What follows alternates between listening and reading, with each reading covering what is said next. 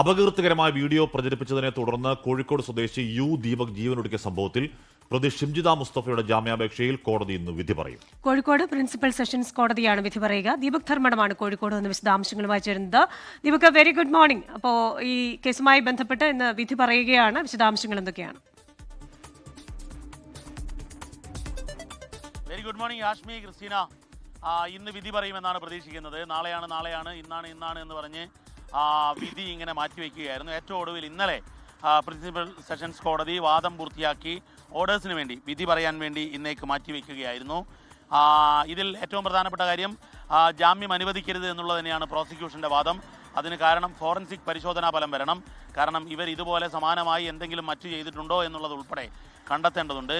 ഇതിൽ ആസൂത്രിതമായി ഈ ദീപക്കിനെ അവഹേളിക്കുക, വ്യക്തിഹത്യ ചെയ്യുക, സൈബർ ആക്രമണത്തിലൂടെ വ്യക്തിഹത്യ ചെയ്യുക എന്നത് ലക്ഷ്യം വെച്ചുകൊണ്ടാണ് ഈ വീഡിയോ ചിത്രീകരണം നടത്തിയത്. എഡിറ്റഡ് വീഡിയോ ആണ് രണ്ടാമത് കൂടുതൽ റീച്ചിന് വേണ്ടി അത് അപ്പ് ചെയ്തത് എന്നുള്ളതുൾപ്പെടെയുള്ള കാര്യങ്ങൾ ഉന്നയിച്ചുകൊണ്ടാണ് പ്രോസിക്യൂഷൻ പോലീസ് പറയുന്നത് ഷിംജിതയ്ക്ക് ജാമ്യം നൽകരുത് എന്നുള്ളത്. എന്നാൽ പ്രതിഭാഗം 21 ദിവസമായി ജയിലിലാണെന്നും ഇനിയും ഫോറൻസിക് പരിശോധനയുടെ പേരിൽ ജയിലിൽ ഇടരുത് എന്നുള്ളതാണ് പ്രതിഭാഗം അഭിഭാഷകന്റെ വാദം. ഈ വാദം രണ്ടും പൂർത്തിയായി. ഇന്ന് ഇതിൽ വിധി പറയും. ഇതിനിടയിൽ പോലീസ് കസ്റ്റഡി അപേക്ഷ നൽകുമോ എന്നുള്ള ചോദ്യം കോടതിയുടെ ഭാഗത്തുണ്ടായിരുന്നു. ഇതുവരെ പോലീസ് വീണ്ടും കസ്റ്റഡി അപേക്ഷ സമർപ്പിക്കപ്പെട്ടിട്ടില്ല. അതുകൊണ്ട് തന്നെ ഇന്ന് ഈ ജാമ്യാപേക്ഷയിൽ വിധി ഉണ്ടാകുമെന്നാണ് നമ്മൾ പ്രതീക്ഷിക്കുന്നത്. ഹാഷ്മി, ക്രിസ്റ്റീന.